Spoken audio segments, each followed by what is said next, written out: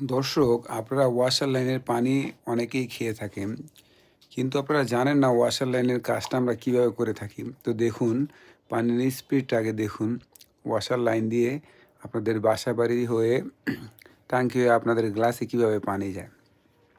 তো শুরুতে আমরা মাটি কেটে ৫-৬ ফিট নিচে চলে যাই। এক এক এলাকার এক একটা বাও। কারো ৬ ফিট, কারো ১০ ফিট, কারো ১৫ ফিট। এরপরে আমরা একটা ক্লাম্প সেটিং করি। ক্লাম্প সেটিং করার পরে ১ ইঞ্চি ক্লাম্পটা সেটিং করার পরে আমরা আমাদের আকর দ্বারা আমরা এই প্লাস্টিক পাইপটাকে ছিদ্র করে ফেলি। তো এই ছিদ্র করা শেষ হলে আমাদের কাজ কিন্তু শেষ হয়ে যাবে। তো প্রিয় বন্ধুরা দেখুন, এখানে কিন্তু অলরেডি ছিদ্র করে ফেলেছি আর শুরুতে এর প্রেশারটা দেখেছেন। এখন হলো ১ ইঞ্চি একটি পাইপ দ্বারা আমরা এখন এই ক্যালামের সাথে একটা এসএস শর্ট পিস দ্বারা আমরা এটাকে জয়েন করে দেব।